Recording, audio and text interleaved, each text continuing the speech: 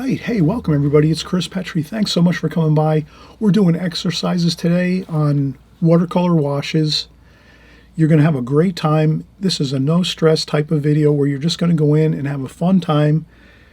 Break it down into a couple days or so. If you know, it's a somewhat long video, probably an hour and a half, I would say. We're going to be working here. So don't worry about it. Work at your own pace. You're the artist. You're going to figure out what you're going to do.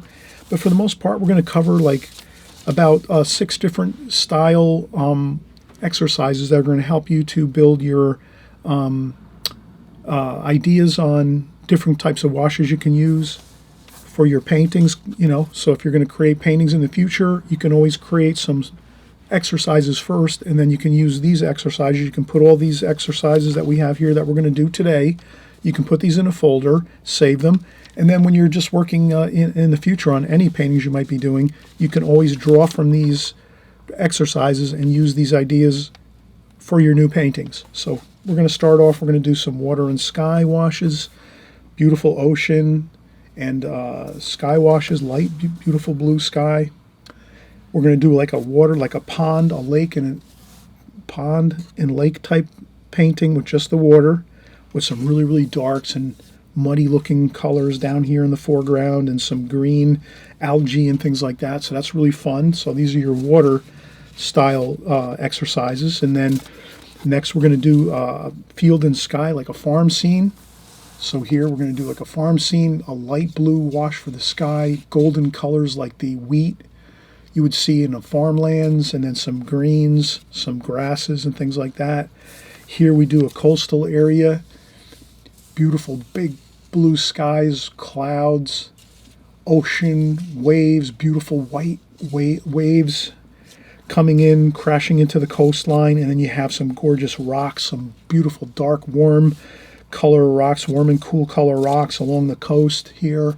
That's our fourth actually exercise. Then our 5th and 6th exercises are we're going to do some distant mountains here, purple mountains, maybe out in the west of like the United States. I live in the United States, so here we have beautiful purple mountains in the distance, other mountains closer by, and then some fields and cool, interesting colors for our foreground.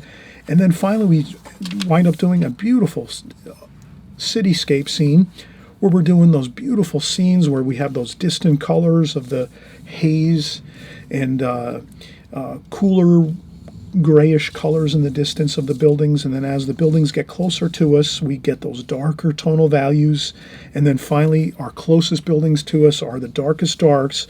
We explain all this glazing technique here in fine detail. So all these things are covered here in this video. I'm hoping you're gonna have a great time. Just jump in, have a good time, and I'm sure you're gonna get a lot out of it, and we will see you just in a few seconds as we start our first painting. We're going to do our water and sky washes first, mountains, and our distant cityscape last. In our middle, we're going to do some farm scene sky washes with fields and wheat, and then we have a coastal scene there in the middle. So the whole video is going to be 6 compositions overall. Practice exercises. Again, we're doing it on printer paper, so you can just have a good time, no stress, make a mess, have fun, and we'll see you in just a second as we start our first composition, okay? Hi everybody, Chris Petri here. Welcome again. We're doing some really fun practice techniques this time. So just a little quick start here is as watercolor artists, you can't believe how much benefit you can have by practicing exercises with your watercolors and your brush techniques and your drawing techniques and so forth. It really does help tremendously. I made a lot of progress with working on this type of exercise, so I hope you'll try it too. Try it as much as you like. And I think the more you do these type of exercises, the better your watercolors are going to look. Absolutely. I know that your watercolors are going to look a lot better if you're practicing these type of techniques. And the main reason why I would say that is, and correct me if I'm wrong, or maybe think about it for a few, and then maybe you can leave a comment in the comment section about it. But the thing is, when you practice, when you're not stressing out, because, you know, usually when you start a painting, you know, you want to make it look perfect. So do I when I'm doing my paintings. I want it to look great. And so when you're doing practice, when we're doing practice swatches like this and practice exercises, there's no pressure. And that's a really fun thing, because when you don't have any pressure and it's just some exercises we're practicing, then we don't have to worry. There is no having to create a beautiful painting or a perfect painting, or, you know, something that we're really going to be happy with or anything like that. There's no pressure. You're just actually going in and thinking about the raw methods and techniques you're using on your exercises, and focusing on your technique with your brushes and your pencil. If you're going to do some pencil work first before you do your exercises that we're going to do here. But for this point, we're not really going to do any pencil work. We'll just do brush work. So I have some of my favorite, you know, extreme beginner type of brushes. It's just the Princeton Art and Brush Company brushes. It's a brush set. It comes with like 5 or 6 brushes.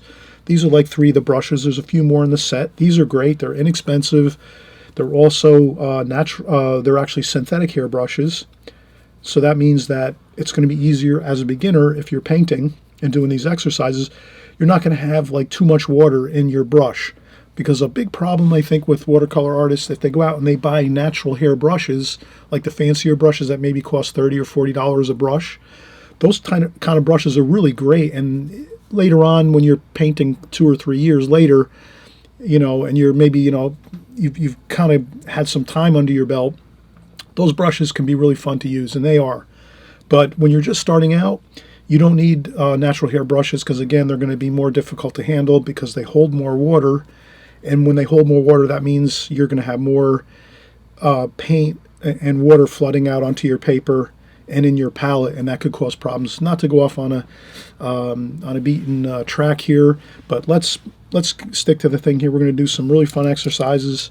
So I have a couple brushes. These are the extreme beginner brushes we always use. You know these. You're familiar with these brushes or something similar. So I'll put these over to the side, and maybe we'll start out with the flat brush here. And what we'll do is we'll title our swatches and our exercises. So this one here we're going to call water. Let's do water. So this is just kind of like an idea of water. And can you believe it? We're using printer paper. Let's just use printer paper for exercises like this. We don't want to use our good watercolor paper. It's expensive. You know, you don't have to do brush work and practice brush work and things like that. You don't necessarily have to have the fancy paper, the really good stuff. So already I'm making a mess here, and that's what watercolor is all about, you know. Make a mess, don't stress. That's my motto. So there we go. We're just taping down our paper here, our printer paper, so that it's taped down. It won't move around on us. We don't want to have that happen. And then what we're going to do is we're going to take the idea of water and then just have some fun with it. So I have some fresh, crystal clear, clean water over here to my right. And I usually have either a tissue or a paper towel in my left hand to just dry off a little bit of water. But you know, you can use a sponge too next to your water pail on the right hand side. So I always have my water pail over here on the right, and I always, you know, rinse my brush, dry off a little bit of water, go in and get my paints, do my painting. If you're left-handed, you'd probably be doing something different. You'd hold your brush in your left hand, you'd have your tissue in your right hand, your water bucket would probably be over here, and your palette would probably be over here or over here. It doesn't really matter. You set up your, you know, you think through your setup as far as how you like to set your paint palette up, you know, your palette, your water bucket. Do what makes sense to you. There's other videos out there on YouTube, thousands and thousands and thousands of videos on all kinds of techniques. I have some technique videos you can look up if you just type my name in there, Chris Petri, Petri. You type in that into YouTube and just hit your favorite subject, boats, Chris Petri boats, Chris Petri exercises, Chris Petri swatches, and you'll find I have 350 or 400 videos now over the last 5 or 6 years on YouTube. So chances are you're going to find something that I'm doing all the time. on my previous videos, so you can always look those up. And if you're here for the first time, welcome. Thanks so much for coming by. I really appreciate it. I'm always happy to see new people coming in and checking out my channel, and I'm hoping you're going to stay here and have a great time with us painting, drawing and painting in watercolor. That's all we do. Watercolor, watercolor, watercolor. Everything watercolor. So now we're thinking water, and this is our exercise. We're going to do water washes. So let me get some washes in the palette. So if we were doing a real painting, we would say, oh, well, let's get some paint in our palette first and prepare. I rinse off my brush a little bit. Sometimes you're going to want to keep your colors separated like that. So that's why you would rinse your brush each time you go to a different color. Not every time, but to try to keep your colors separated somewhat so that they're distinguishable from one another. That's a really helpful thing. All right, so let's think of the a water theme, and then let's take our flat brush and let's do some water. Let's start up top, and we'll just go across like this. And all I'm doing is taking my hand, resting it on the paper, like resting it on the paper, lightly resting my hand on the paper, and then just sliding my hand across the paper very lightly, so that I can just take my brush and literally drag it along like this.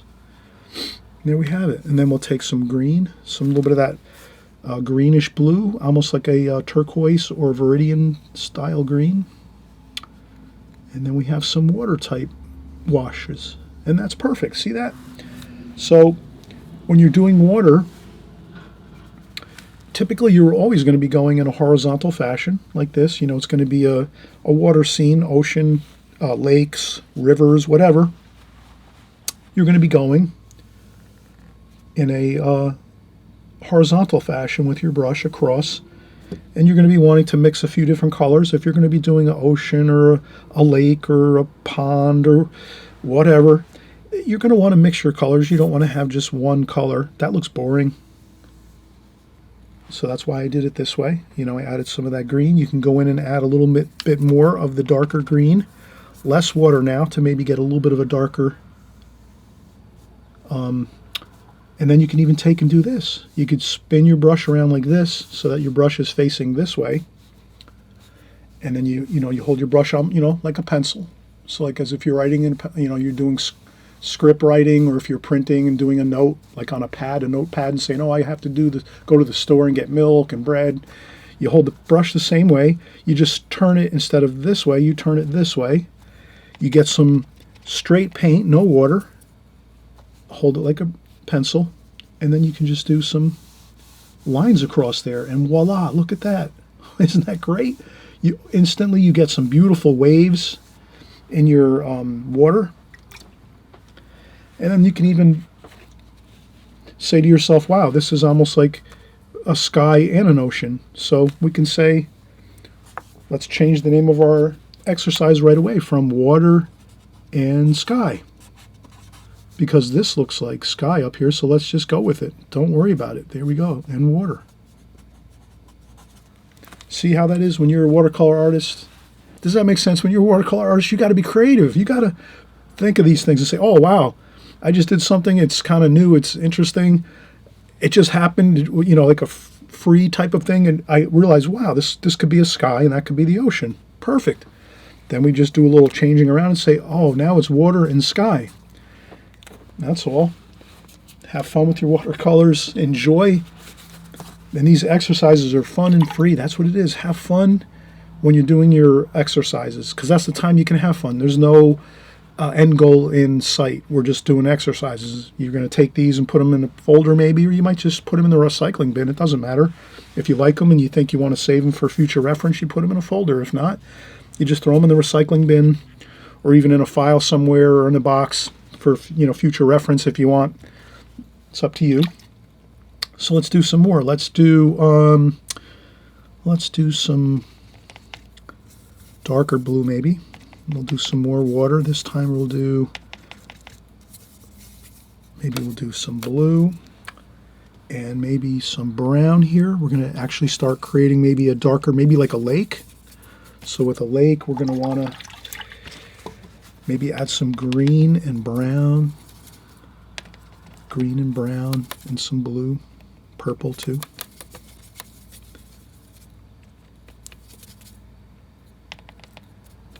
Maybe even some orange. Let's see how that looks. That looks pretty good.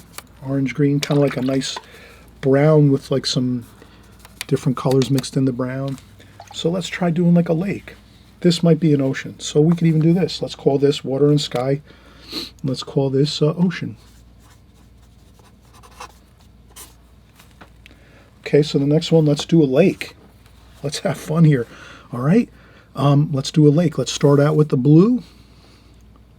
We'll do 2. Ocean, let's do the lake down here. Again, I'm resting my hand on the paper, and this is printer paper too, so don't worry, you don't have to use your fancy watercolor paper when you're doing practice exercises. You can definitely use printer paper. Look at that, you have a perfect blue wash. Let's do another, and let's do like four brush strokes across. And same thing, I'm resting my hand on the page and just going across, picking up more paint as I need it. I want you to do the same thing as you go, like that. Okay, now we're going to go right in, get some of that brown, and we're going to start adding some of that brown wash in here. Let's go with some more green, brown, maybe a touch of black. Rinse off the brush, maybe some orange and red. Let's get lots of stuff mixed up in there. Okay, let's do that. Let's just make it a lake kind of feel. There we go. Kind of that muddy looking lake colors, brown. Let's go with some more green. Get your brush in there, just straight paint, no water. Get some more of that.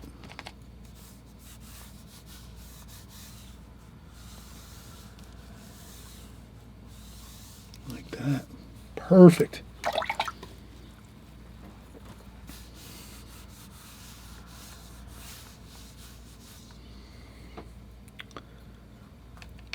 Sometimes there's some of that green, some green algae on the lake. So let's put some of that green algae in there. So rinse off my brush now. And I think that's good. This is a good lake type of look.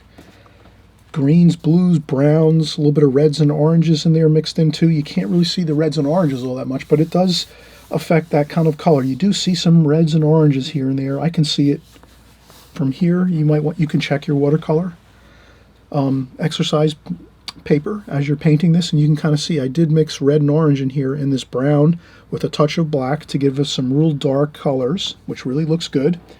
And then we'll label this one too. Let's label this one, and let's call this one a lake or pond. Lake/pond. And then this is water.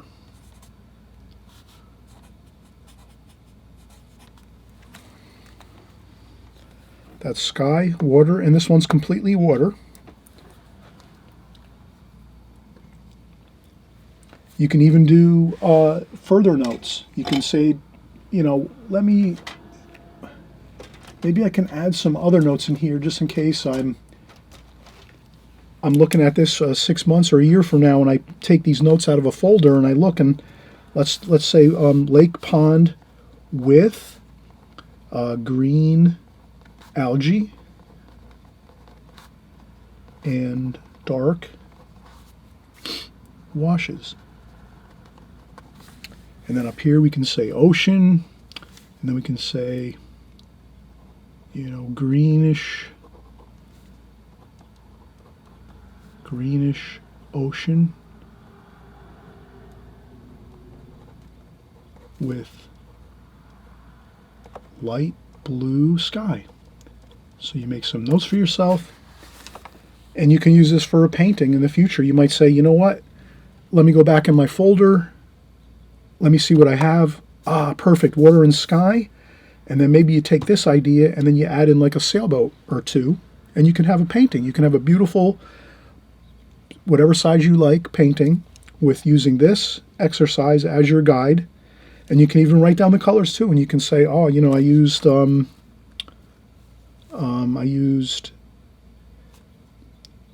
only thing with this is I don't have these colors, names for all the colors of these paints in this palette. Although I do on another video, if you go back and you search out Chris Petri palettes, you should be able to find, just recently within the last 6 months to a year, you should be able to find a video where I assign colors for each of these with colors that I use on my regular palette, my everyday palette that I use, which is 2-paint, my squeeze 2 paints. So here I can tell you right away, greenish ocean with light blue skies. So I can say ocean, colors, and then I can tell you that it's cerulean blue,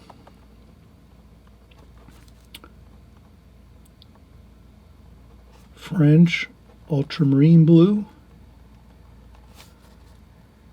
and Viridian green,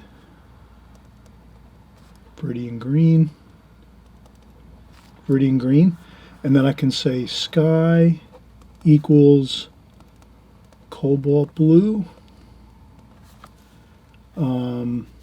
cerulean blue,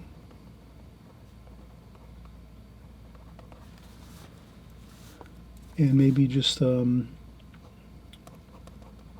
little viridian green. So this is how you can work out and formulate your colors. Eventually, when you're working with your paints so much all the time, after maybe 2, 3, 4, 5 years, you can kind of just look at the colors, and you wouldn't need any of these notes, because you'll just look at it and go, oh yeah, I see what colors those are. Those, you know, this is viridian green and some cerulean blue for the ocean colors, with a little bit of maybe some blue in there, some French ultramarine blue. And then my sky wash is kind of like French ultramarine blue and cobalt blue with a touch of the green. And then, you know, you would kind of be able to, that's your goal. Your goal is to be able to kind of look at your paintings, look at your exercises, whatever it is, other people's paintings, famous artist paintings, any paintings you can find in books, magazines, on the internet, DVDs, whatever it is. If you're looking at other artists' watercolors, eventually you want to be able to kind of look at them, the paintings, and say, oh yeah, I can see the colors they're using, and you should be able to kind of pick it out and say, yeah, that's a cerulean blue sky or a cobalt blue sky.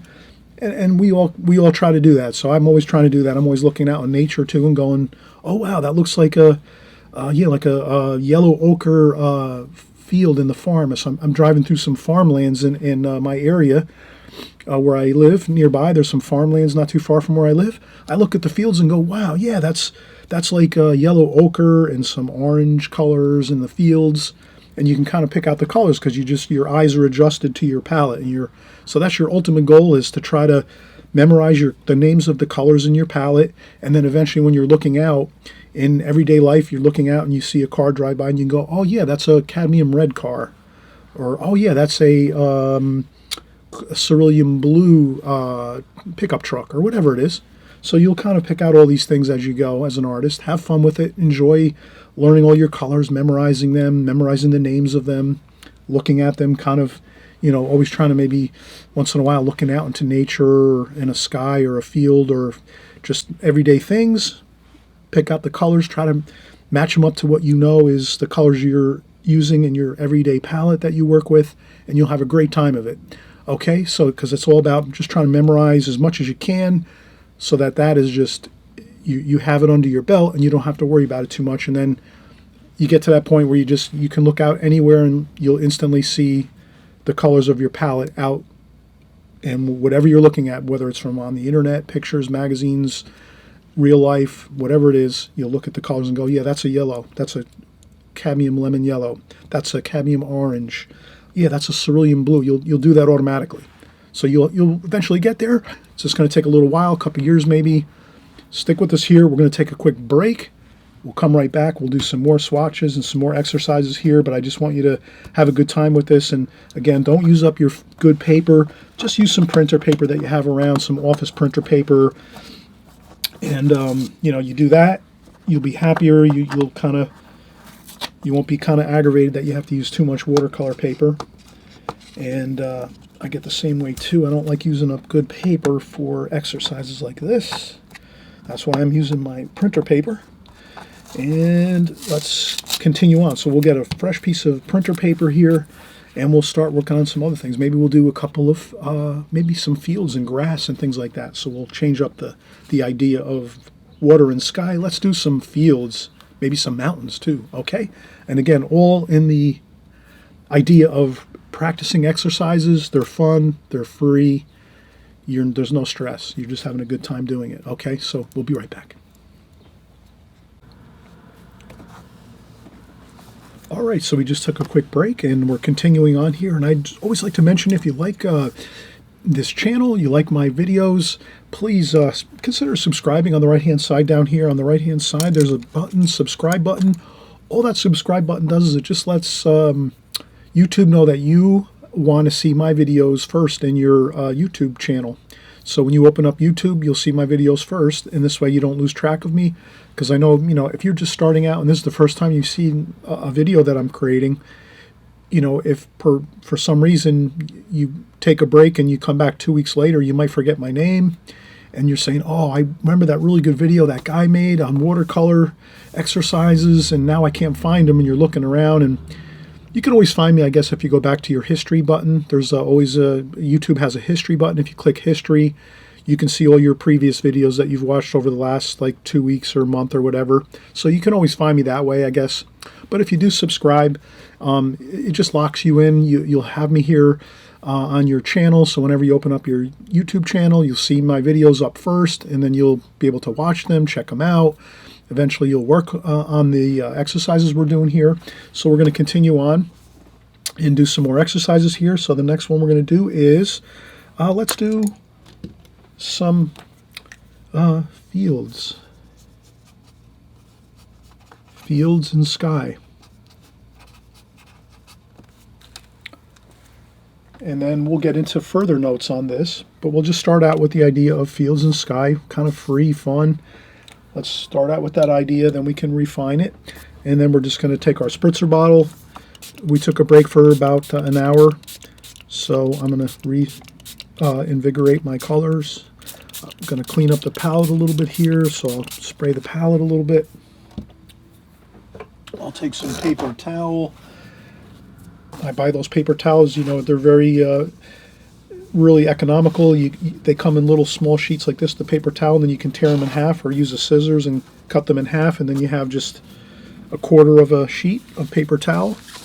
And then I just go in and just kind of wipe up the colors we were using before. Let's keep our palette clean. We don't want to keep mixing up colors over colors over colors. It gets to be very unpleasant looking after a while. So if we keep a clean palette, we're going to ensure that we have nice, clean, pure colors as we're working.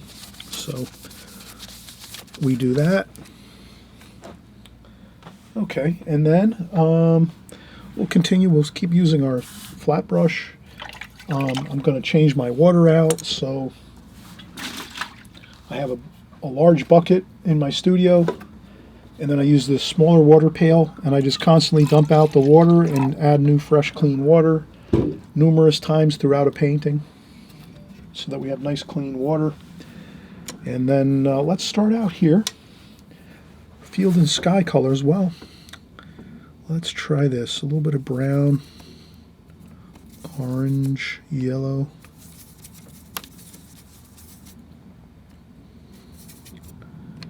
Maybe some orange over here, a little bit of orange and red. So that looks like, to me, if we were in the countryside driving around through the farmlands, maybe there's some wheat colors and in the fields here, and then some orange to mix it up, maybe a little bit in here. And then maybe some green. Let's mix some green too. Some light green, some medium green. So now what we're doing here is, again, we're building good habits. Let us mix our colors first in our palette. Think about the painting we're going to do. We're going to do an exercise with fields. And so we put some color out on our palette, just so when it comes time when we start painting, we always know watercolor is a fast medium, right? When you start painting, you need to probably move pretty quickly in a watercolor painting for the most part. Most times it's a fast medium. I don't know if people have mentioned it too much, but I always say that watercolor is a fast medium. You kind of have to have stuff. The more you can plan ahead with watercolor, the better you're going to be. So if you can mix your colors first on your palette, and if you can really keep that thought in your mind of, wow, hey, I got to mix my colors first. This way, when I start going in and painting, I'm not trying to figure out what colors I'm going to use. I already know the colors. They're actually out there on my palette, and then all I have to do is just go in, grab the colors, and get it on the paper. That's kind of the goal. I know some watercolor artists, they might mix a little bit as they go here and there. That's fine too if you feel comfortable with that type of a methodology. But for me, I'd rather have my colors all ready to go, and then when it comes time to paint and I start going in and do my painting, I want my colors there, so I just don't even have to think about it. I already know I'm going in and getting these colors and putting it on the paper. So let's do that. Okay, so I'm going to go here first. Orange and yellow. Cool, and then some brown. So we have kind of that cool. So this might be some, and again, I'm going to do the same thing. I'm just going to move my hand lightly across the paper, like that. And I have some, if I want to check off some water, I can do that.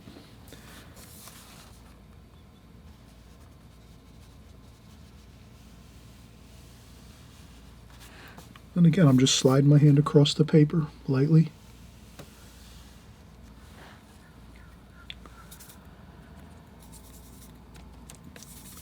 Some more yellow here. And if you're painting on printer paper, this is printer paper. If you're painting on printer paper, you're going to see some weird looking lines and things. Don't worry about it. It's not watercolor paper, so it's going to look a little different, but the main thing is we're just kind of getting some ideas with colors, with brush strokes, learning how to do the brush strokes. That's the thing. We're doing exercises, so don't worry if it doesn't look, 100% great. Now we're going to go in and get some greens.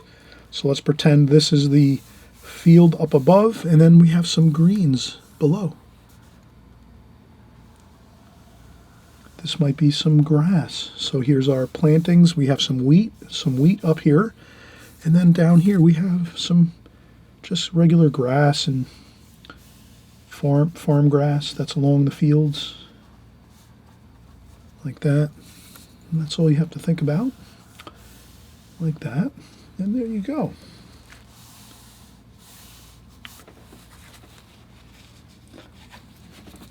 And I think that looks really good. So again, we're using that method of just resting the hand gently on the paper, touching the brush down, and sliding our hand across with the brush, touching the whole time. And we go right across, and we get a really nice looking, beautiful wash across the paper. And again, this is printer paper. It'll look a lot better when you're doing it on your watercolor paper. But if you practice this now,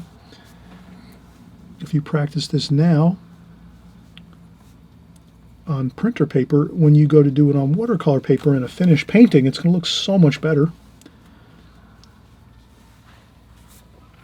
You could make some grass type brush strokes here just by tapping your brush across like this. That might be some of the tops of the grasses and things like that, the green grasses that go across. And then you have your wheat fields here. And then, hey, why not? Let's go in and grab some blue, light, just a little touch of blue, and let's make a sky wash. Why not? And I'm going to stay a little bit away from that edge there. You can kind of see that. Then we can go in and slowly meet up those two washes.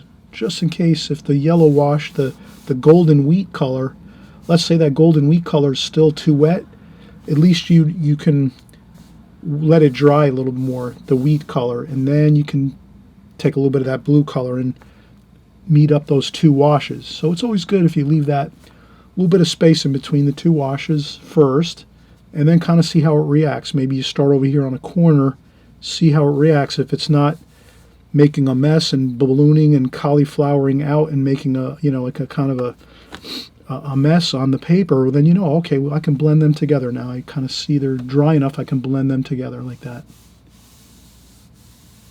And you can do that. Okay, so now we've gotten a gorgeous looking kind of a farm feel. So we have some fields and sky. So we'll call this the sky wash up here. And this is the wheat field. And this is the grass here. And then we can do that and like this. And there we have another exercise where we can use this in the future and say, you know what? We can use these same colors, this same idea, and then maybe we can just add in like a barn and a couple horses, or maybe like a farmer or two, a farmer and a couple of the workers on the farm. You have a little farmhouse. You can create all kinds of cool ideas with this. But this would be the base of your painting. The sky, the fields, the grass.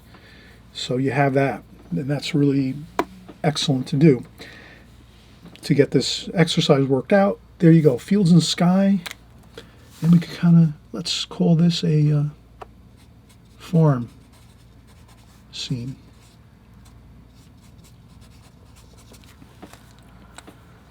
Okay, let's keep working. Let's see, next, let's first off, spritzer bottle. Let's clean up our palette. Yes, there's going to be a little bit of waste sometimes when you're working with your palette and you're cleaning up your palette and keeping things clean. Yes, you're going to lose a little bit of paint here, but you really can't help that. You have to keep cleaning the palette and lifting up all the old washes for this exercise. And then to start a new exercise, you need all new clean palette area. And I know a couple of really smart people that are on my channel. You'll see them in the comment section. A lot of the smartest people are in the comment section, and they're always asking questions and things like that. They would just recently, someone asked me, Chris, well, how about don't you waste a lot of paint cleaning up your palette? And I said, yeah, and I agree. Yes, it is a little bit of a waste of paint when you have to clean up the palette, but there's no other way to keep your palette clean and keep your colors looking fresh and clean other than washing the palette down a little bit with some paper towel, and then starting with this clean working area. You really have to do it. There's no other way around it. You have to do that. So you do lose a little bit of paint. I agree. Okay, so let's do our second exercise here. Let's try another field type scene. So we have a farm scene here. What else can we do? And again, this is fun. When you're doing exercises, you can just on the fly have some fun, create different ideas, right? We're just going with the flow here, right? Fields and sky. Well, let's do another field type scene. Well, we did a farm here. What else can we do? Let's do a coastal area, coastal type scene.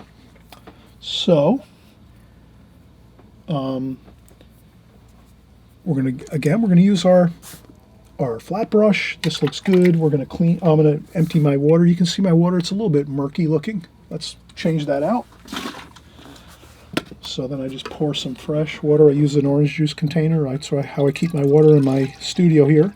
I just keep filling up my orange juice container here. I drink plenty of orange juice. That's really healthy to drink a lot of orange juice, at least a good cup a day in the morning for breakfast. And then we have that.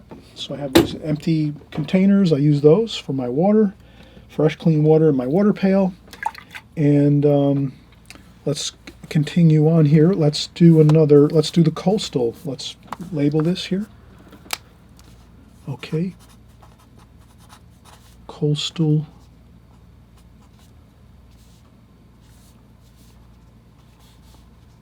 area. coastal area. Let's do that. This I can tell is going to be a lot of fun.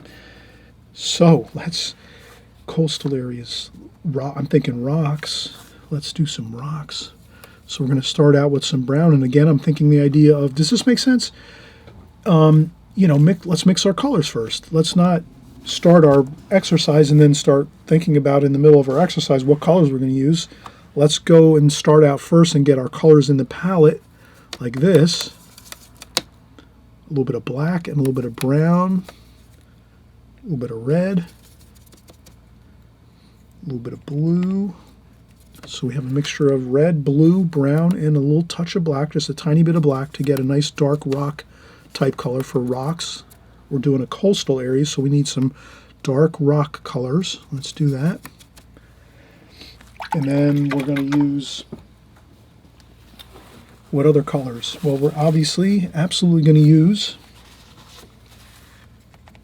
some blue sky wash. So we have some blue sky wash there. And then some ocean colors, green and blue. So you can kind of see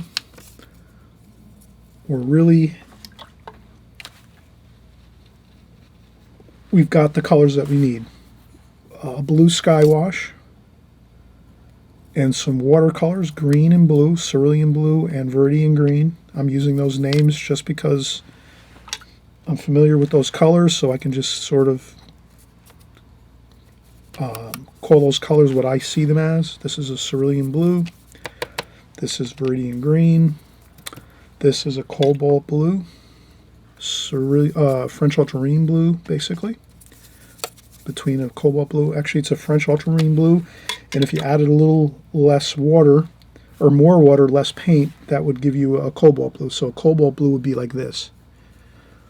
Just a little bit of this color here gives you like a cobalt blue, and then if you add a lot more of that color, then you get like a French ultramarine blue, like that.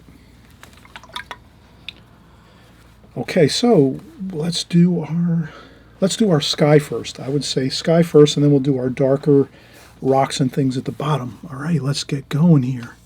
Sky wash first. And even on our printer paper, again, we're using printer paper, everybody. If you're just tuning in and you happen to wonder what kind of paper we're using printer paper here, just regular office printer paper to do exercises, and we're having fun. It's no crime having fun here. We're just having a good time using printer paper, which means we're saving money and conserving on our watercolor paper usage, because if we have good watercolor paper, we don't want to use this on just exercises. Exercises are just that. We're just trying to get some ideas out on paper. So we've kind of started out our video kind of talking about that, and now we're just working through some more exercises, and we're kind of labeling what we're doing so we can take these, put these in a folder, and then we use them for future use. Because, you know, you might need some ideas. Sometimes you might think, I want to do a painting today, and you might think, oh, my mind is sort of blank. I don't know what to do. You start looking through your folder with all your exercises in there, and then you come up with ideas, and you say, oh yeah, I could use this kind of a fields and sky type scene with grass and wheat fields and a nice beautiful light blue sky. Next thing you know, all your creative juices are flowing, and you're creating a scene and creating a painting, and you're having a great time of it. So the more you can do some exercises, having fun, just free flowing, good time, you're all set. So we're going to do the sky wash first. And I would consider this like a cobalt blue sky. Like that. See, we're just getting some of that light blue, beautiful light blue color. Cobalt blue almost. And then maybe we go in and grab some darker blue, like this. And we make a little bit of a darker wash up top. Usually the sky is darker up top, and it gets lighter as it goes down into the horizon. Then we said this is a coastal scene, so let's get some water. And again, my brush technique is simple. I rest my hand on the paper lightly on my working board, and if you can imagine, my working board is really large. It's like my working board goes up this way, and it goes up another couple inches this way, and my working board goes down about another 8 inches or so. So my working board here, if you can imagine, it's this much more below me, like that.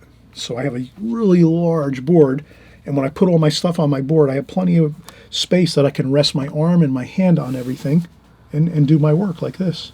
So I'm just sliding my arm and my hand across like that to get the sky wash. Now, we could do a little splashing. And what else do we want to do now? So we're doing a coastal scene. Let's get some of that green ocean color, like this. So now you can kind of see I'm using my brush like this and not like this. So before we were sliding our hand across like so. Now I'm going to switch around and like I'm writing something, like I'm writing, hello, my name is Chris. Script writing or printing. That's how you're going to hold your brush, like you're using a pen or a pencil, like you're just writing a note or something. And I'm just going to do this and just slide the brush across, and that's going to be some waves. It's going to be the coastal area, like so. Then I get some darker green. No water, just mixing some straight green right out of the palette. And you can see how if I just slide my hand across, I got my hand resting on the paper, holding my brush this way. And if you just slide your hand back and forth, and just here and there let the brush touch down and lift it up, touch down, lift it up, you'll get your beautiful ocean waves, where the white bit of washes and lines give you that wave action. Okay, now the exciting part is getting some of these dark rocks in there. Let's do that. So now I'm using the corner of my brush. If you can see that, the very, very corner of my brush right here.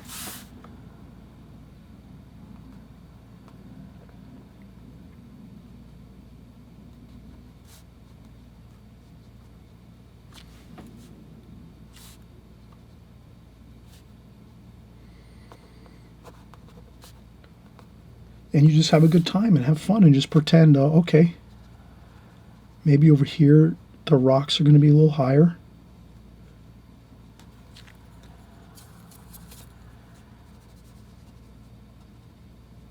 Like that, and then they kind of get smaller down here.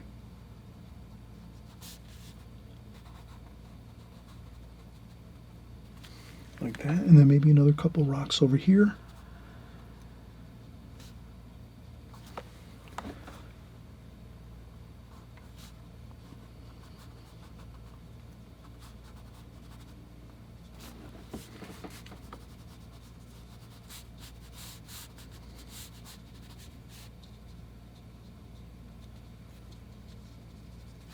There we go. Now the key is we're going to let this dry. I'm going to rinse my brush, dry off a little bit of the water, go over here, get a little bit of, and just splash on a little bit of splashes. That gives us the feeling like waves crashing up against the rocks, like that.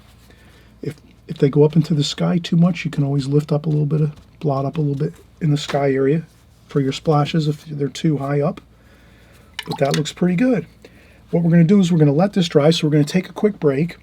And when we come back, we're going to add a little bit of the beach sand color along these rocks here. And then that'll be our complete painting, looking just fantastic. We'll add some of that golden beach sand color maybe into the water a little bit and even into the sky a little bit, just to harmonize the whole look of this exercise. But we'll cover that in just a second, okay? So let's take a break. We'll come back and we'll finish up our exercise here. We're doing a coastal type scene with some exercise with some rocks like this.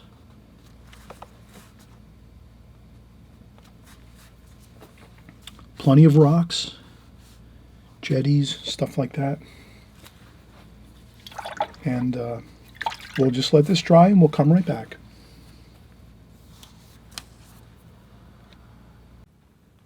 Hey everybody, just a quick informational. I'm really excited. I've been invited to the Thousand Island Arts Center to teach a workshop this summer. It's August 9th, 10th, and 11th, which is Tuesday, Wednesday, and Thursday. And it's a daytime workshop, 9 a.m. to 4 p.m. We're going to have an absolutely fantastic time. I'm going to put up the itinerary in just a second too as well, but I wanted you to have the Thousand Island Arts Center phone number so you can call to register, or you can also register online. That's up to you.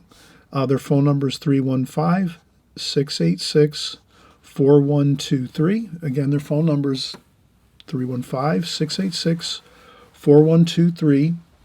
Or you can also register and look up all the information online at TIARTSCENTER.org. Again, their website is TIARTSCENTER.org. I'll put the itinerary up here so you can I'll scroll it. I'm not going to read it. I'll just kind of scroll it up so you can kind of see the class description. And you can look this up online too. I encourage everybody to look for the brochure. If you go to the website, you'll see a brochure button. You click on that brochure button, you'll see my course, as well as other courses if you can't happen to make these dates, but you still want to take a watercolor class or watercolor course and workshop. And there's also an online course for watercolor artists. So if you're interested in doing online watercolor courses, they have those as well.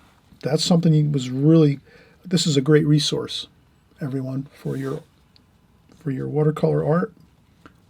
I know some of you mentioned that you wanted to inquire about online art and watercolor painting classes. I'm not doing them right now. I'm really looking forward to maybe in the future doing some online courses, but right now I'm just not geared up for that right now. So they have them though for those that want to do online courses. But just a great resource, and beautiful historic area, beautiful scenery, water and boats everywhere, beautiful architecture, shopping. There's museums. So that's the itinerary. And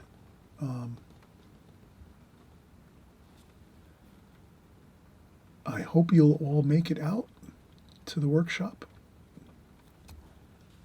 And again, we're going to have a great time, tons of fun drawing and painting in watercolor. So I hope to see you there. And let's get back to our watercolor painting.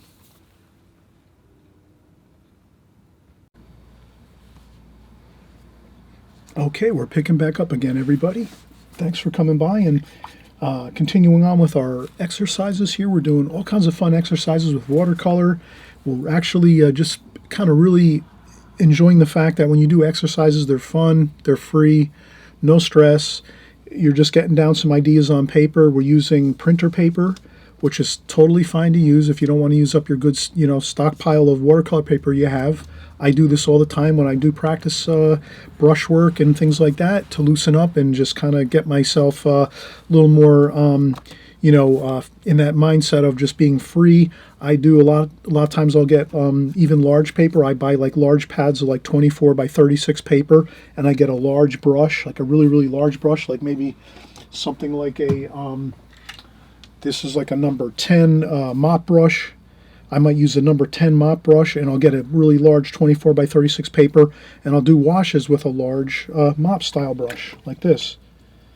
And then you can just imagine, you get the feel of getting a lot of water and paint on the paper, but you're not really using really expensive paper. You're just doing an exercise, and I use very, very inexpensive exercise paper that I buy, just a pad of it for $5, a large pad of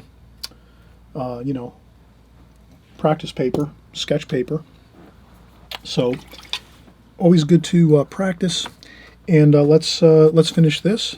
So again, we're practicing our good techniques as well. So our good technique of watercolor is, let's dip our paper towel in our water bucket and get some damp paper towel, and then just go through our palette and lift up our old paints that we have in there. You know, maybe sometimes I just do this so that you can see that what I'm doing here and kind of how I'm really, you know, fussy with cleaning up the palette. Sometimes I don't always clean the palette as much, you know, because if I see I just have green and blue here and it's not muddy looking with a lot of mixtures on it, I'll just leave it there, and you know, until we do our next exercise. But I just do this here the whole way through all the portions of my palette, just so you can kind of see the importance of it. And it just really kind of, hopefully it solidifies in your mind that we are definitely concerned about keeping this area clean with washes. So again, I will go in and I'll get our sand color. Let's do some sand color. Orange, very light orange and a little bit of brown.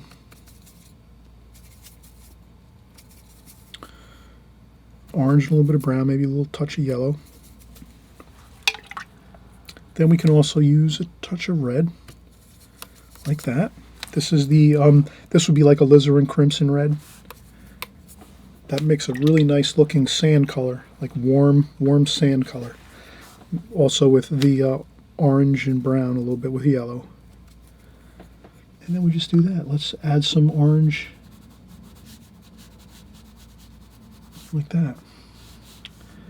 And let's add a little bit of orange to the water and sky. Now, with the sky wash, you got to be real careful. I would say the orange is going to be down at the horizon line here.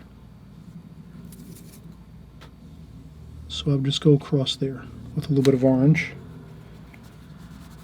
And then here we have some red and orange. Like that.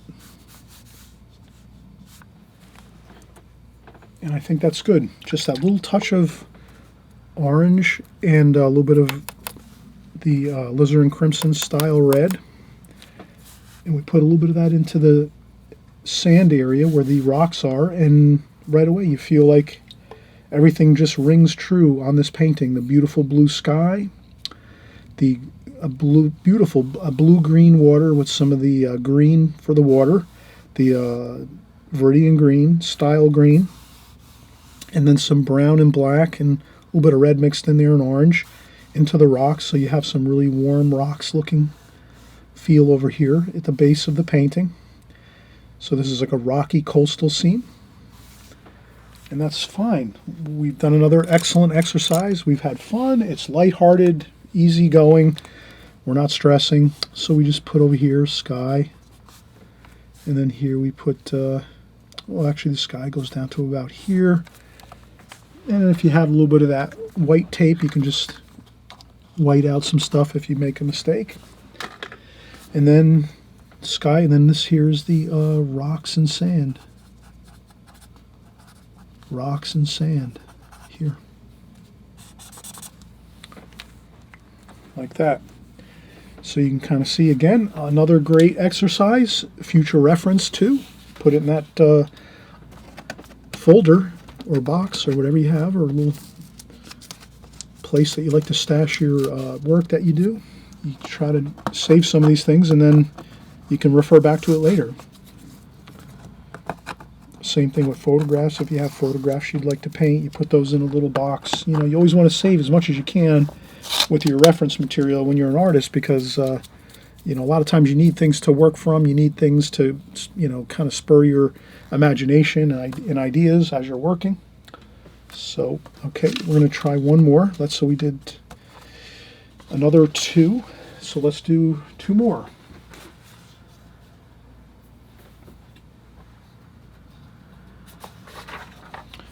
I'll get another piece of printer paper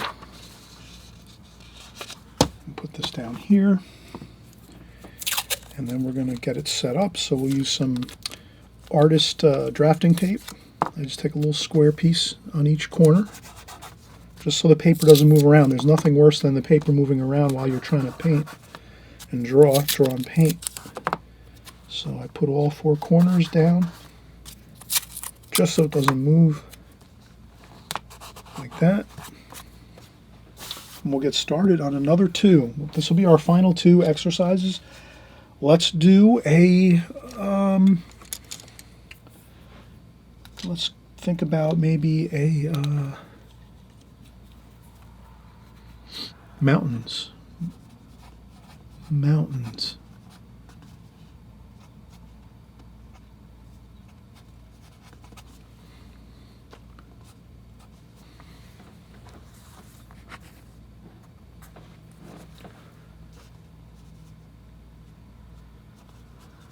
Mountains and sky. Okay. So far we've done sky washes with water, with fields, with coastal scenes. Now we're going to try some mountains and sky. A little different than what we did before. So again, we're going to use our flat brush. Again, it's the Princeton Art and Brush Company. They come in like a 6-pack, maybe 5 or 6 brushes in one pack for like $5-6. Synthetic hair brushes, perfect when you're just starting out. So again, this is an extreme beginner's video. You know, you're going to want to start out with humble art supplies. You don't want to spend hundreds and hundreds of dollars on art supplies at the beginning. When you're just starting out, this is plenty. You have your beautiful Prang Oval 16 set. I always advocate this. I don't get paid by Prang to show you this. This is what I use when I do my practice work, and even I do some finished paintings with these paints as well. They're beautiful paints. Prang Oval 16. You can get these very inexpensive. These sets, you can get them online, Amazon, any kind, art stores have it. Art supply stores you can, in your area, your local area that you live in, you can get these these are readily available. And between this Oval 16, Prang Oval 16 set and some Princeton Art and Brush Company inexpensive paintbrush sets, you're all set. And you can even use printer paper to practice most of the time, and then when you want to do a finished painting, you use your watercolor paper. All right, so now we're going to continue on. Let's do mountains and sky wash. I think I'm going to do the sky wash first, so let's go in. Let's do a simple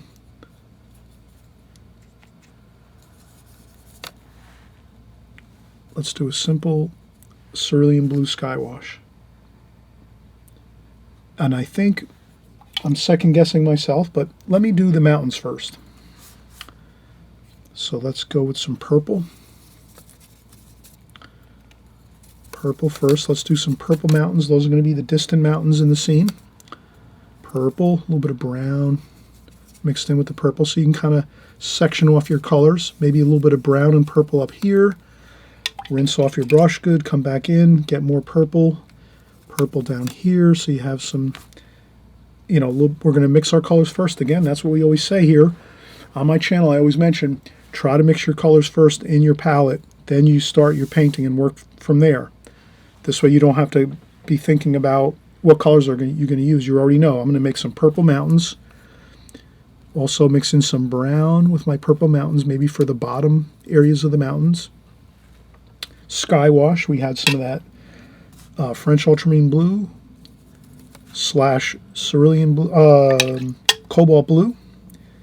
Maybe a little bit of cerulean blue too for our sky wash. So sky wash here, mountains, and then maybe we're going to have some green colors here for our foreground where there's some grass fields, maybe some orange too, some orange and yellow grass fields. Okay, we have all our colors mixed now. Now all it is, let's just go in and get our mountains in. Okay, now let's just do this here. You can see I'm resting my hand on the paper, and I'm just trying to get in some mountains. I'm hoping you're going to have fun with this. It's not that difficult.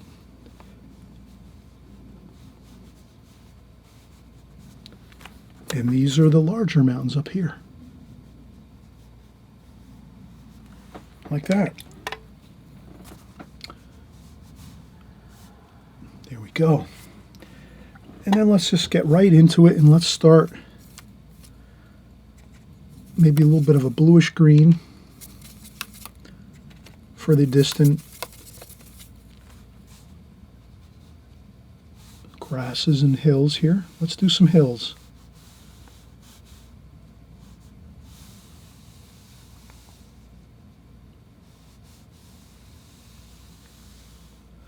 I'm using the corner of my brush, and again, I'm using the brush like a pencil right now. Instead of going across this way, I'm using the brush like a pencil, using the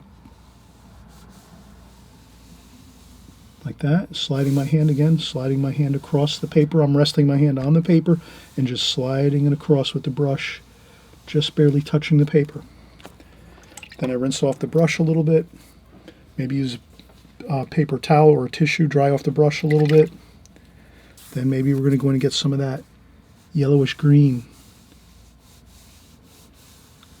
like that. And then as we move closer, we want to have more brighter green color, because it's getting closer, and we always remember that generally the farther the distance the objects are, the cooler they are. So that means they'd be more blue, more of a bluish color, a cooler color. And then as objects get closer to us in the scene, they're going to get more warmer, vibrant. So now we're doing yellow to add yellow, which is warmer yellow, like this. And these are the yellow fields across the plains. And then as we get even closer yet, let's add more yellow and orange.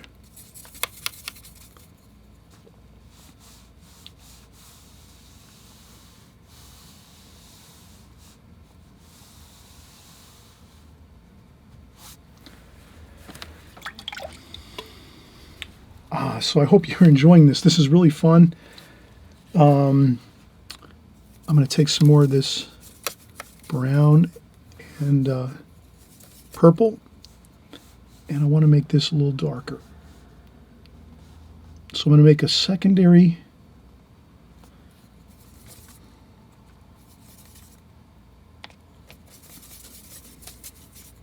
brown, purple, a little bit of orange or red just to kind of get a little warmer.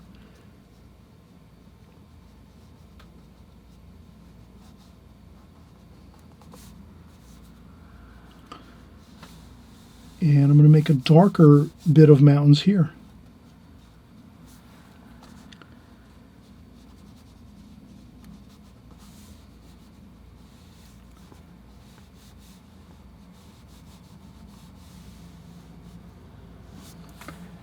Isn't that great? Look at that.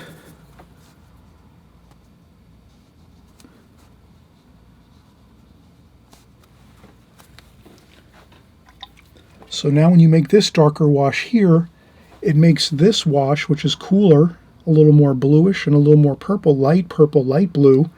It makes that look, oh, way far in the distance, right? Doesn't that look like that really looks way far in the distance once we added this darker wash? So that's why we do that. And then I'll just take some of this paint and add some of that there.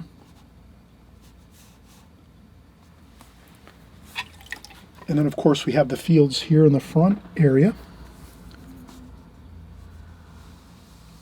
like this. And I hope you're enjoying this very much and having a fun time with this. And that is our beautiful mountains and sky. We'll add a little bit of blue, some really, really light blue wash for the sky. So we have some of that. We might say, you know what? We want a real beautiful light sky wash. Well, then what we have to do is we have some muddy looking water here. Let's dump that out. Get our new, fresh, clean, crystal clear water. That's the first step to get a really light, really light, good looking wash, crystal clear water for our sky. Then the next thing we do is to get a beautiful, really light blue wash for our sky, we just clean up a section of our palette like this. So that we don't have any other colors sort of muddying up the color of our blue that we want to use. So let's do that. We have fresh crystal clear water now. We're going to go in and add this type of a look. Just a really little bit of blue. Let's see how that looks. Before I do that though, I'm going to dry off my brush and blend in that darker color that we put in here. Is that okay? And let's see, does that look all right?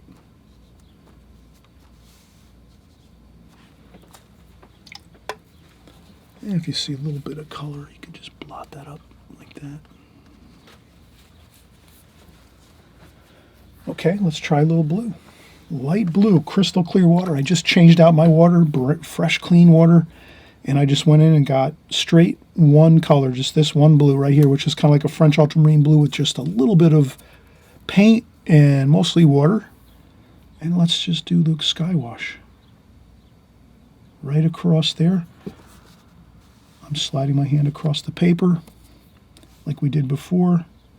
I'm going to be careful to go around this mountain shape very easily. I don't want to go and paint too much over that.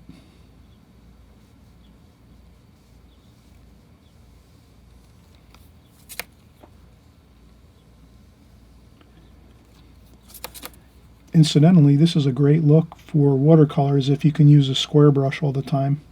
Like if you do nothing but use the square brush throughout your whole painting, and you kind of start seeing like these lines of square brush lines, that actually looks pretty good. That kind of gives you like a cubism type look. That can be a great technique to employ if you're looking for like your own kind of look to your paintings where you want to do something different that no one else is doing.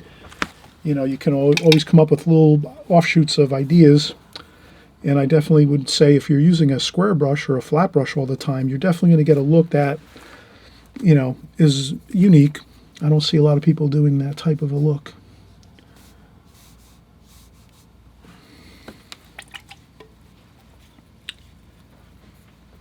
Okay, there we have it, mountains and sky, and that looks great. Let's, again, we'll look at the notes on the side and say, well, this is the fields. And this is the mountains and sky up here. So that's good. That's already labeled for us, and that's good. We have a gorgeous exercise, another exercise under our belts. The more exercises, the more painting you can do, and especially these type of exercises, again, stress-free, no worries. You get it down on paper, you're moving on to the next one, and on to the next one, and on to the next one, and you're not getting bogged down with, oh my God, I can't create a beautiful painting. Half the time you're practicing exercises, the beautiful painting syndrome will kind of disappear for you, because I know a lot of artists have mentioned that to me and even emailed me and said, Chris, I'm stressing out. I'm having a hard time because I'm trying to finish paintings and they're not coming out good. The remedy for that is do lots of exercises, and then occasionally you're going in and doing some finished paintings. Everything will go a lot more smoother for you. So I hope this is a really big encouragement for you as you're painting.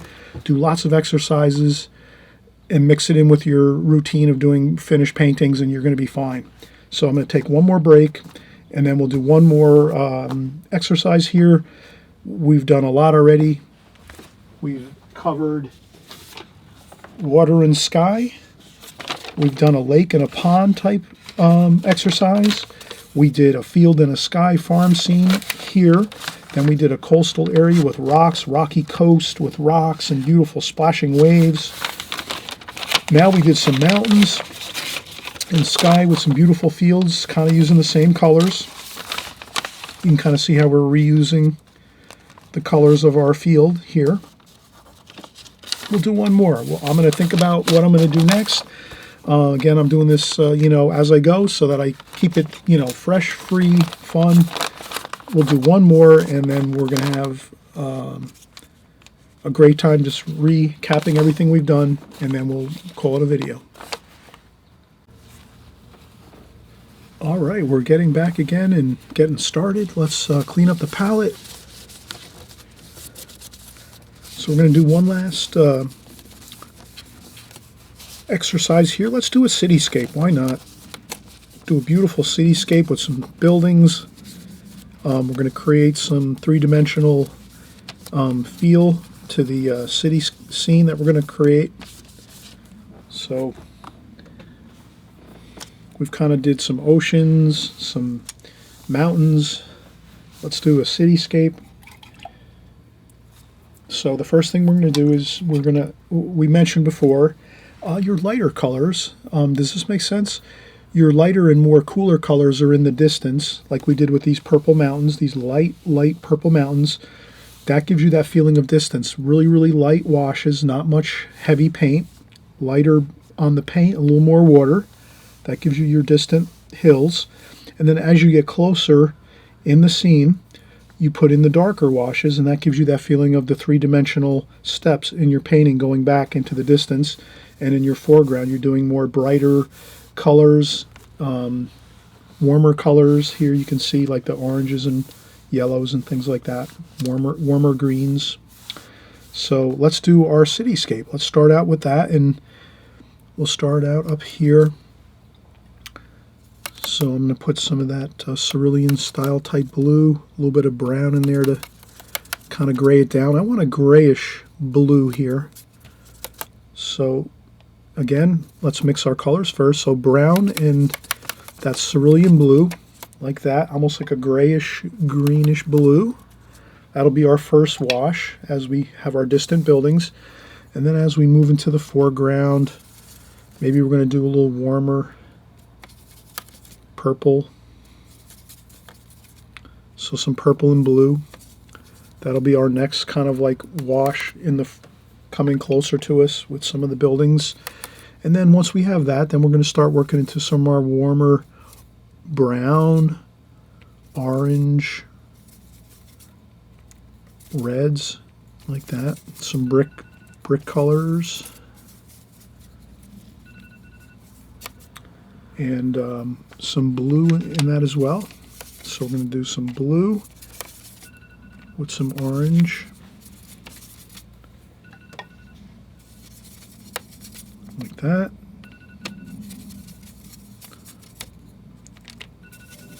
And then maybe in the very, very foreground, we're going to do some really, really dark brown, reds, some blues and purples, some darker darks, touch of black to get some of that really nice darks in the foreground.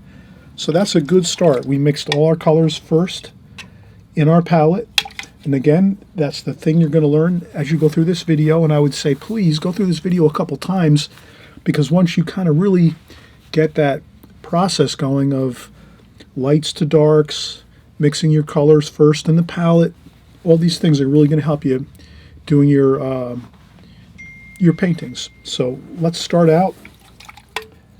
Again, since I've mixed all these colors, my water has gotten really murky looking, muddy looking. Let's empty that out.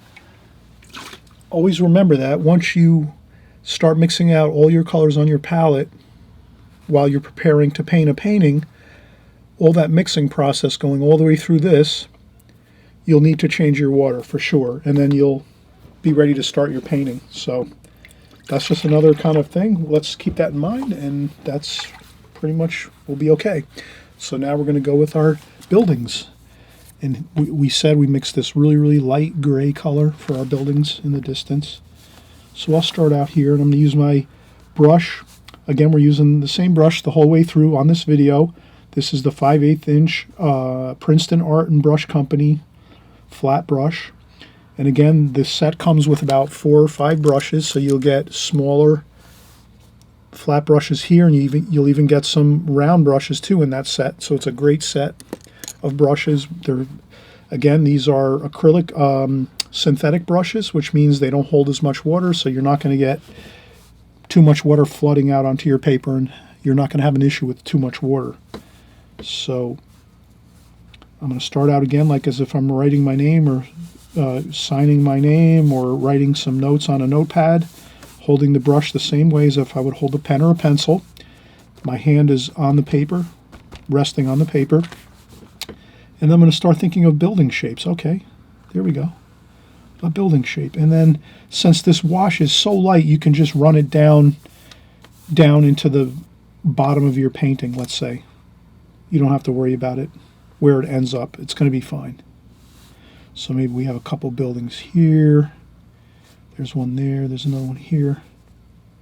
Maybe there's an angled building there. So you're just kind of working your... like that. And then maybe over here we're going to have a pointy building. So maybe here you're going to have a building with like a pyramid type look to it, like a triangle on top. And then we can drag this one down like so, and then maybe there's a little point on the top for an antenna or something, AM/FM antenna. There might be a radio station on the top of this building. And then over here we have another, like this, another bit of, and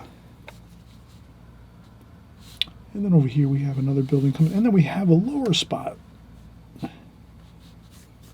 And another over here.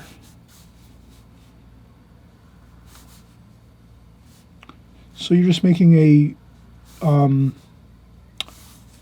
grouping of rectangular shapes that you would see when you're looking at a cityscape scene.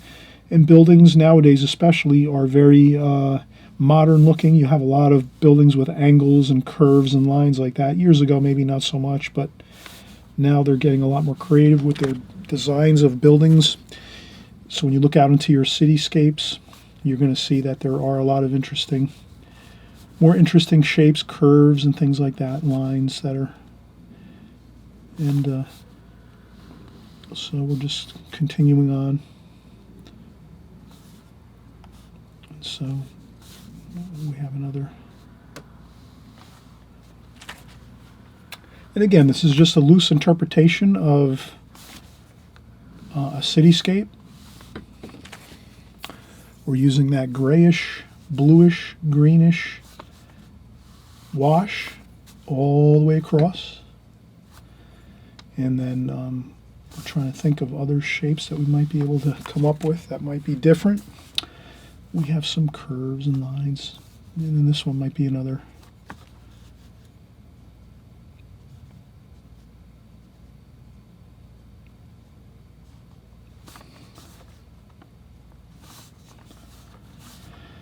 And then maybe over here we have another angular building shape like that. And like this, and then we have another. So you can just turn your brush this way and this way to get your shapes of your rectangles, but basically it's all a grouping of rectangles with a couple interruptions of some pyramid type style tops to your buildings. But this is real fun. Okay, there we go. So I'm just going to take a quick break now because I want to let this dry really well, this section of the painting, because this is more or less, we did a lot of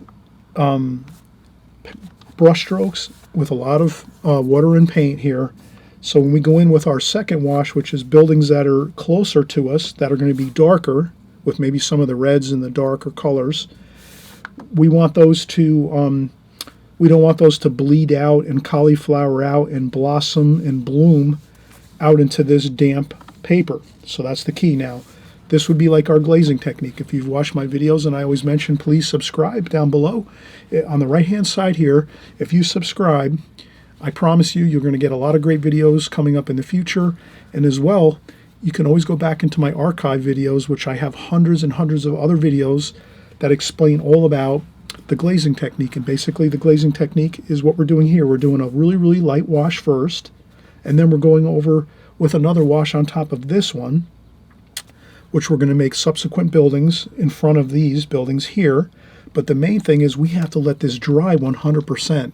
This wash here that we just did, this has to be 100% dry before we go in and start doing darker washes. Does that make sense?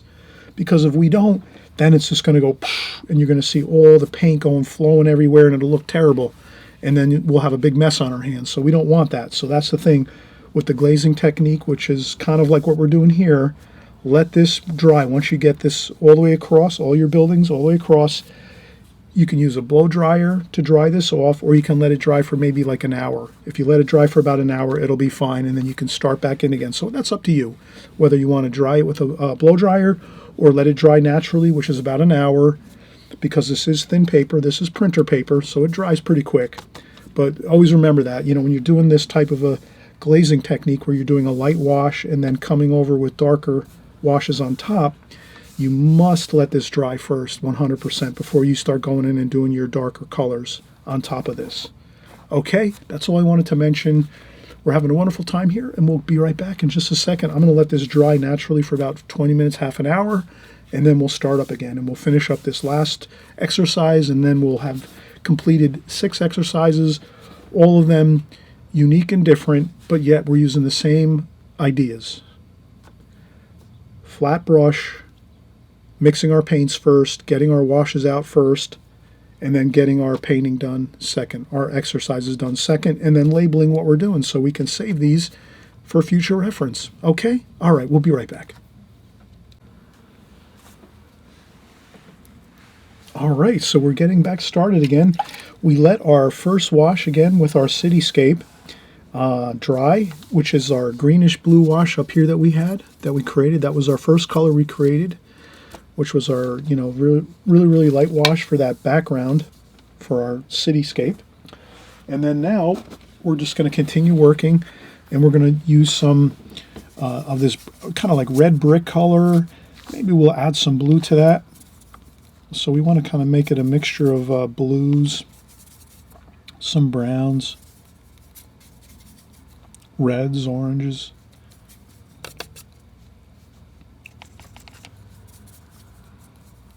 Okay, so that's a little darker. You can kind of see compared to this up here, or I should say up here, we had that really, really light grayish wash over here, up here. Now we're kind of converting to the next wash, which is going to be darker, like this, which is your warm reds and oranges, browns, a little bit of blue mixed in there too, warm and cool everywhere. You don't want to sort of make an abrupt change in color, so if you always stick with warm and cool all the time, you'll never have a problem of kind of having that sort of unpleasant look of just like warm and cool and no mixtures in between. So let's start again. I'm right-handed. I'm going to start over here and work my way this way. If you're left-handed, you're going to want to use your left hand and start your painting and go this way and just kind of work your washes over this way. This way, if you slide your hand across and on the paper as you're working, you're not going to have a problem because you're always working to the left if you're left-handed. And then if you're right-handed, you're just going to start over here and do this like so. So let's do this. So we have a building here. And then you can go right down to the bottom of the page here. And then over here, I would say we could start really doing some cool stuff, like leaving some cool, interesting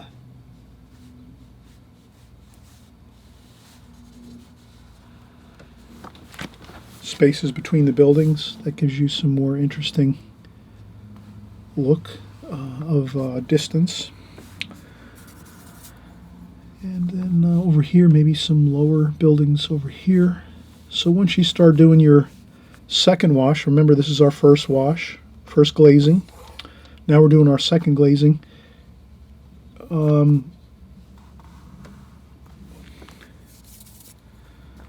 We can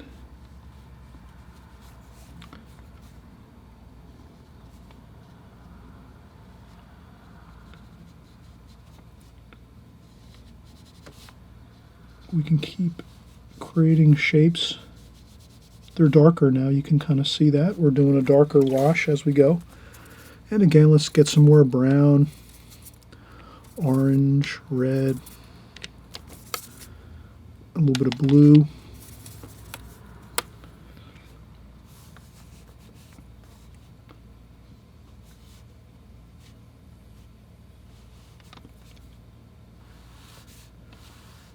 Like this, and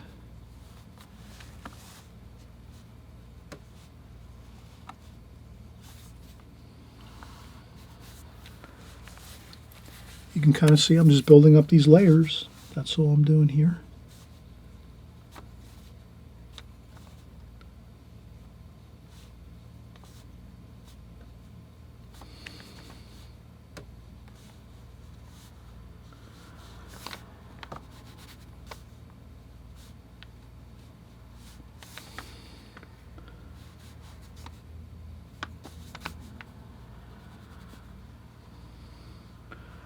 And I'll make some triangles over here. Maybe there's some.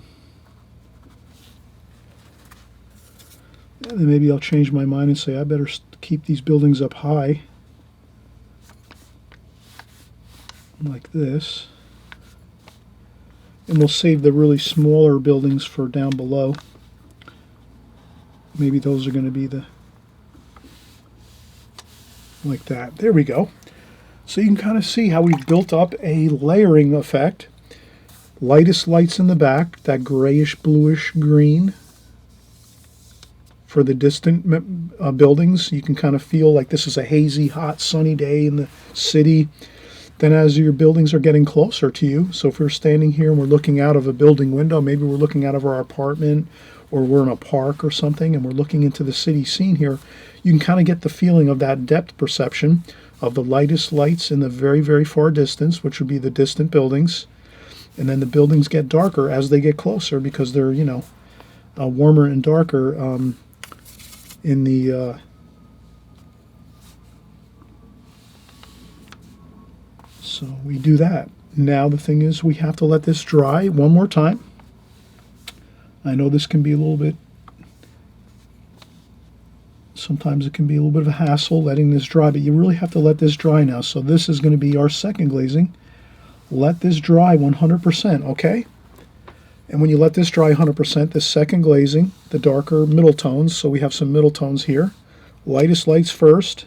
Let it dry 100%. Blow dry it if you have to. Second tonal values were the dark middle darks, like this. And then these are going to be the last darks here, the darkest darks of them all. Here, those are going to be in the foreground, so we'll put those in next, but we must, without a doubt, we must let this dry. So you have to let this second wash, second glazing, here, you must let this dry. So it's either blow drying it for 5 minutes or 2 minutes, 3 minutes, or 1 hour. Maybe you let it dry 1 hour if you're not going to use a blow dryer. And you'll see that after about an hour, it'll be fine. Okay, we'll be right back. I'm going to let this dry naturally and take a break and grab a cup of coffee, so I'll be right back. All right, we are rounding out our tutorial here. We're finishing up. So we're doing our cityscape, and we just mentioned again, just to recap as we're going here, we mixed our lightest light up here, which was our greenish blue first glazing for our lightest washes for the cityscape here. Then once we got completed with that, we moved to our medium tones, which were like the medium tones like so, for our buildings here, which are closer to us. So we're building a feeling of the distance, or the lighter colors, the cooler colors. So the cooler as in blue and green. Then as we get closer to us, we're getting more warmer colors, more reds, purples, you know, browns, oranges. And then now we're going to do our darkest darks, which are right here. We pre-mixed everything first, which made things easy for us. So let's do this now. Let's start with our darkest darks. And we're just going to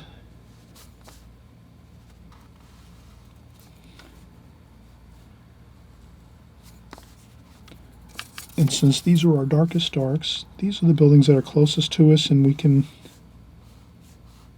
start getting more detailed, maybe put some windows in there, you know, like so.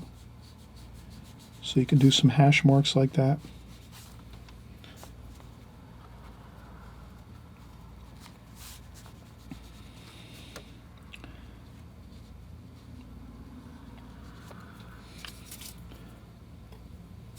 And I just add a little bit of water to that. Tiny bit of water, not too much. Just so I can sort of...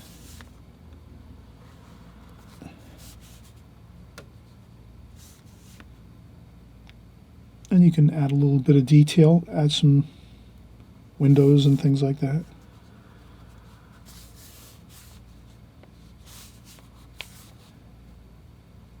And I'm making these smaller, these buildings here at the bottom, because these are closest to us and these are more or less the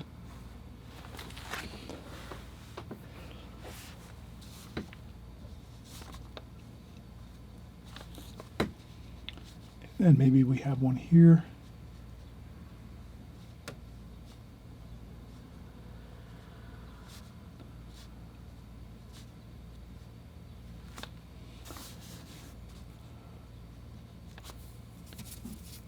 And you kind of just, you work your buildings.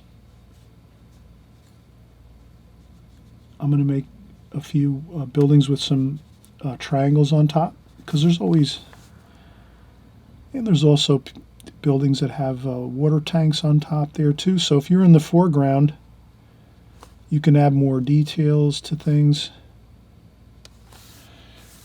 You can start adding in some details here and there.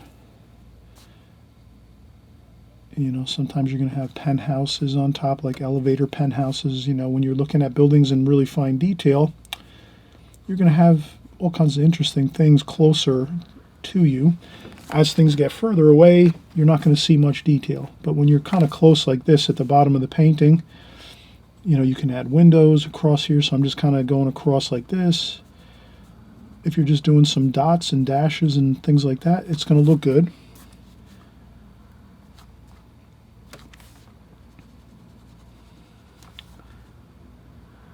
Maybe I'm going to do a couple.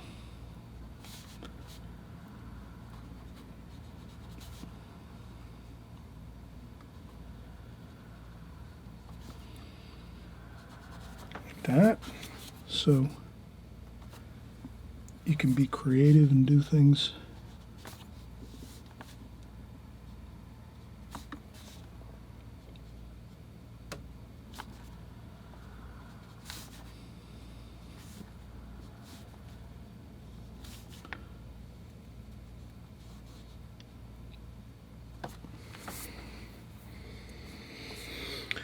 And we're just going to keep working our darks over here. And then maybe we're going to have something over here. A little bit of black, a little bit of red, orange, a little bit of blue. Kind of mix all those darks together. Maybe we're going to do a building like this over here. Like that.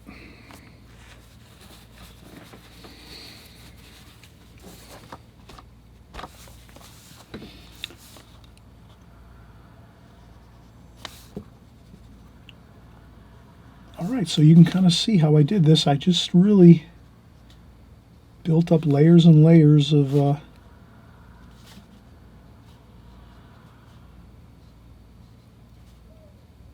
darks and lights.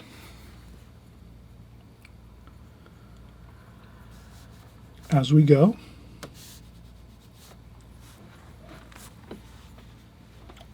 And again, the darkest darks are in the foreground here. Middle tones over here, like the middle tones across the middle area of the distance, and then the far distance, which we said was, you know, browns and blues, like green, browns, blues, and greens. So I have green, brown, blue, green, and that's sort of our distant color.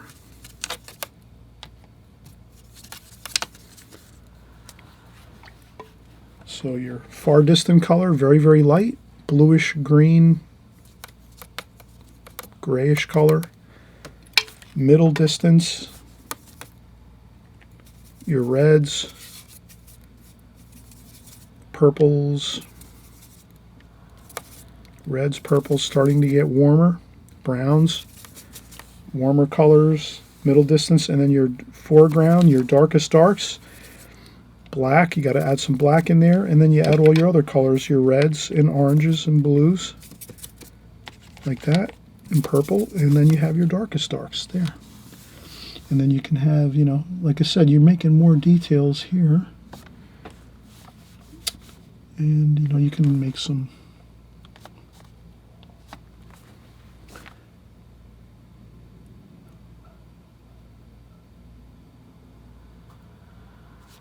you can do more details as you go.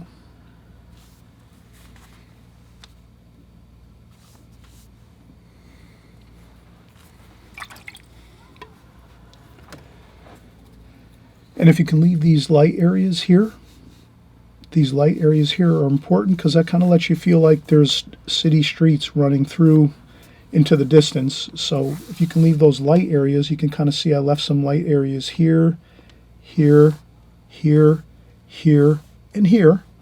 If we can leave those light areas there, that really is interesting because that kind of gives you that feel of like you can see through into the distance at the foreground level. So even though we have our foreground with darkest colors, you can still see that we have the light shining through here and here and here and here. And you can layer in some more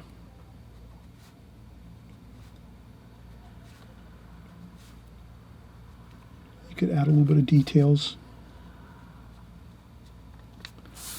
Anything looks good. Dashes, dots, lines like this. I guess the key is to sort of leave them different. All of them should be different. So maybe here you have dots going across. Then maybe here you have lines going across like this. Like that. And then over here you have dots. And I think that's good. Okay, everyone, thanks so much for watching. Thanks so much for subscribing on my channel. I know many of you that are just starting out, this might be your first time seeing my video.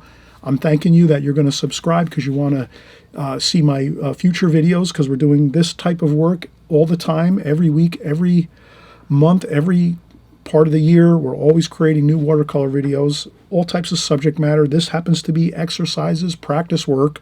But we're always doing finished paintings too, so you can jump in and do finished paintings, or you can just hop along here and do some exercises once in a while. We do all of this type of content on my channel all the time, every week, and again, every month and every year. We're constantly making new videos. So if you're subscribing down on the right-hand side, if you click that subscribe button, you know, you'll be alerted on your YouTube channel. Whenever you click on YouTube, you'll see my videos pop up on your YouTube channel and they'll say, hey, Chris made a new video. And this way you can follow along and work with us too, paint along with us and have a great time. We're having fun here. No stress. Just make a mess, have a good time, and we'll see you on the next video.